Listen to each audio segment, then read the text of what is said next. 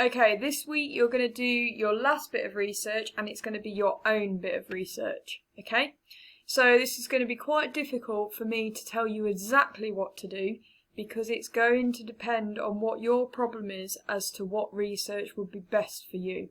So we will talk through it and things, but if you are not sure about what bit of research you should do, email me and tell me your problem and stuff and I will help you out, okay? So let's talk about this bit then, your own bit of research. It's the final bit in this section, identifying, investigating design possibilities. And it's the final bit, so you're done after this bit and that has got you 10% of your coursework grade. So that's got you 5%, those pages, of your final GCSE. And that's what I mean by if you work hard, you're actually getting your GCSE right now. So 5% in the bag for most of you. Well done. Okay. So we're still on this section. Your own research. Right. I'm going to give you some suggestions. Suggestion number 1 is location research. So this is looking at where your product is likely to live. So that could be outside. That could be on the floor inside. That could be in a cupboard. That could be on a shelf. Wherever your product is likely to live, you can research that place because that will help you to work out how to design your product. So if it's going to be outside, it needs to be waterproof, it needs to resist UV rays and stuff like that. If it's going to be on a bathroom floor, bathrooms are normally tiled, which are normally quite smooth. So you're probably going to need to put some rubber feet on the bottom of your product. And bathrooms are quite humid. So it's definitely still going to have to be waterproof and stuff like that. So you can find out quite a lot about what your product should be like by looking at where it's going to live. And that's called location research. Now, if you really can't think of what bit of research you could do, everybody could do location research because whatever you design is going to live somewhere. So everyone could do location research, okay? So if you're really stuck, email me or go for that, okay? Next suggestion. I obviously don't know all your problems, but it might be that your problem is to do with wildlife.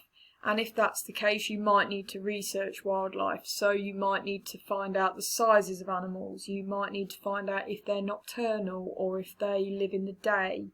You might need to find out where they live and what that habitat is like. So that could be some research.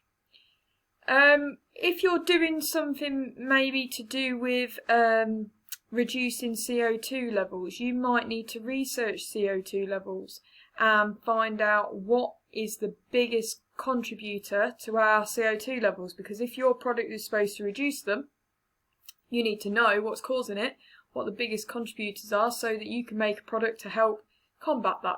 If it's water usage, so if your problem is that we often waste a lot of water, you are going to need to find out where water is being used, how we use it, what times of the day it's being used and stuff like that, so that you can make a product to help reduce water usage. Okay, so there's some of my suggestions, but like I say, there might be something that you need to do for your problem. So I would just tell yourself, think about what else do you need to find out before you start designing ideas for your problem. In the past, students have done like office lighting. So they've been looking at like how light bulbs are held in lamps, what fixtures we need to hold light bulbs in, what different switches are about, so we can work out how we're going to switch the light on and off. So you might need to look at some components depending on what your product is. If you know it's going to use something like a light bulb, etc., you might need to look at those components. While I'm just talking about electronics, I've got a big tip for you. Try to keep your product free from electronics. Try not to make anything that is electrical. Just because you won't get any marks for the electrics, and it can make it really complicated. You're better off with a product that just works without the need of electricity. Okay, that's just a tip for you. Right, so this is an example of your own bit of research. Okay, now you are going to do this on the right hand side of that client interview page. Remember I said keep the client interview to the left hand side? Well, this bit of research is going to go to the right hand side. You won't call it your bit of research, you will call it whatever it is. So this example is an example of location research, so they've written location up there. Okay, we will talk through location research because lots of you might do that because it works for everyone. So remember that this student's project was about bad posture, and particularly at schools. Okay, so what this student did was some research on desks, chairs, tables, all that sort of stuff at school. Okay, that would help her to decide again what sort of feet the product should have on the bottom of it, what sort of size it should be, because you don't want to move into the next student's space. It all needs to fit in that student's space. So they started measuring desks and stuff like that and looking at surfaces, light levels in the room. They started looking at all that sort of stuff to work out what it should look like. They also looked at storing the product. So sometimes a product will live in more than one place. So with this student's product, it was likely that it was going to be carried from classroom to classroom and then maybe kept in a locker or kept in a school bag. So they also looked at the sizes of lockers and how big it should be to fit inside a locker. Also, like I just said, she could have looked into the average size school bag to make sure it's going to fit inside there.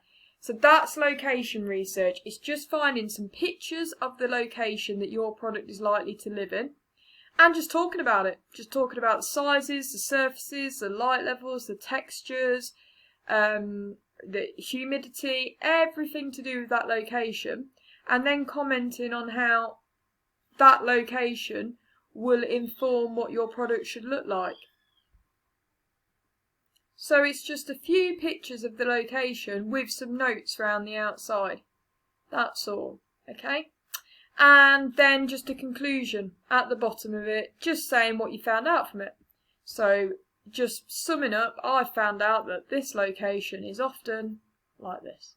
Okay, so that's location research. But if you're not doing location research, if you're doing sizes of animals and stuff like that, again, you might want to get a picture of the animal off the internet and you might want to write the sizes on it and you might want to say how that will inform your product. So if a hedgehog, for example, is, I don't know, average 20 centimetres wide, then the door for your hedgehog home is going to have to be at least 20 centimetres wide and stuff like that. So you talk about the research that you're doing, but then you also talk about how that might influence some of your decisions.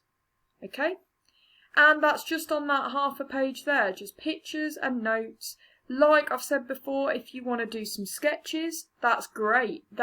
Sketches normally help you get up to the top levels. So this example I've got in front of me, she's done some really good research. It explains the location clearly, good clear pictures. So she probably gets something like a grade 7. And yeah, if maybe she did some sketches, talking about maybe the textures on the surfaces and stuff like that, and maybe she might want to sketch that lockers often have shelves in them or something like that. That probably could have helped her get up to a higher level. So yeah, sketches are really good as well. Okay, so that's it. That's all you got to do this week. And like always, if you can't print your pictures off to go with this bit of research, just leave spaces for where you are going to stick them. And just write around and do your sketches around those spaces. I would literally draw myself some squares or rectangles where they're going to go and then write around the outside. And then if you email me your pictures and say, Miss Robinson, I need these printing for my location research, just email me them, and when we're back to school we'll get them printed out and stuck on, so you're not behind at all. Okay, so don't worry if you can't print them and stick them on. If you can, fantastic. If not, just email me them and we can do that later. Okay, so as always, when you've done that bit, email me it. Just take a photo on your phone, email me it, and I will tell you how you're getting on, okay? Last tiny bit of advice for this piece of work. There's not so much information to put on this page for your own bit of research normally. So this person didn't spread it out particularly well. You can see all of their writings all at the top here. Spread things out so it's nice and clear. Put the odd sketch in when you've got a bit of space. That'll take up a little bit of room, but also it helps you to get higher grades. Okay, so yeah, email me as soon as you've done it.